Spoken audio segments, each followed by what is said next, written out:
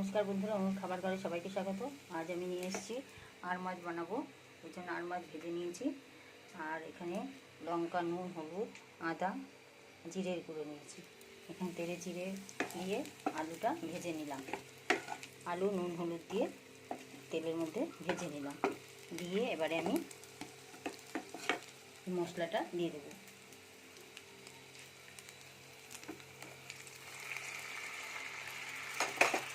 দিয়ে আমি একটুখানি নেড়ে চেড়ে ঢেকে দেবো। মশলাটা কষানো হয়ে গেলে মাছ দিয়ে একটু কষাবো।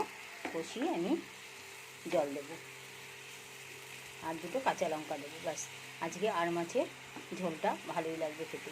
হালকা করে বানাবো, বেশি রিচ করছি না। অনেক সময় পেঁয়াজ রসুন দিয়ে আমি মাংসের মতো করি, আজকে এমনি প্লেন করছি। আদা আর জিরে দিয়ে গরমের মধ্যে হালকা খাওয়াই ভালো, শরীর স্বাস্থ্য সব ঠিক থাকে। দেখুন এগুলো কষানো প্রায় হয়ে এসছে না।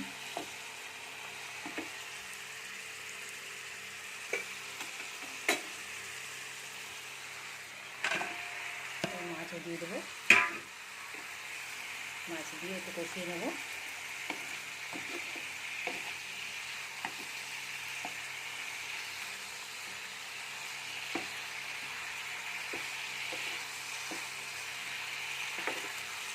এবার একটুখানি ঢাকা দিয়ে দিচ্ছি 2 মিনিট।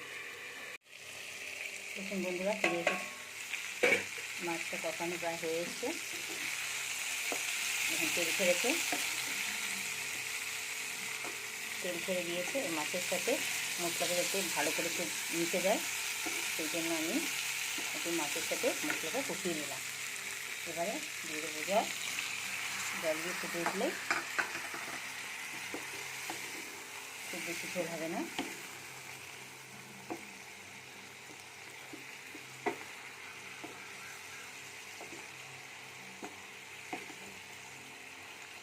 মাছটা মাখা মাখা হবে। আর একটুখানি জল দেবো।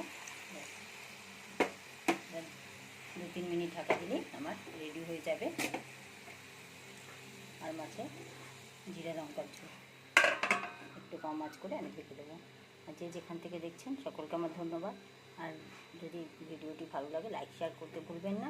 অবশ্যই ধৈর্য ধরে দেখবেন পুরোটা। আর নতুন হলে চ্যানেলটিকে সাবস্ক্রাইব করবেন। দেখুন বন্ধুরা, ঢাকা খুলে দেখাচ্ছি। আর মাছের ঝোল আমার অলমোস্ট রেডি। দুটো কাঁচা লঙ্কা দিয়ে দিয়েছি। দেখুন, কাঁচা লঙ্কা যার ঝাল লাগবে সে ডলে নেবে। আর কালারটাও দেখতে দেখুন কত ভালো হয়েছে। এইভাবে আপনারাও হালকা করে আর মাছের ঝোল বানিয়ে খেতে পারেন, ভালোই লাগবে।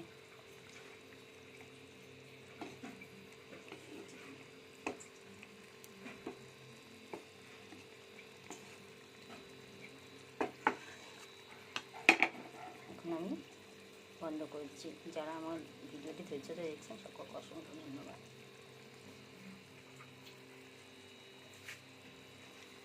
ভালো লাগলে অবশ্যই লাইক শেয়ার করুন।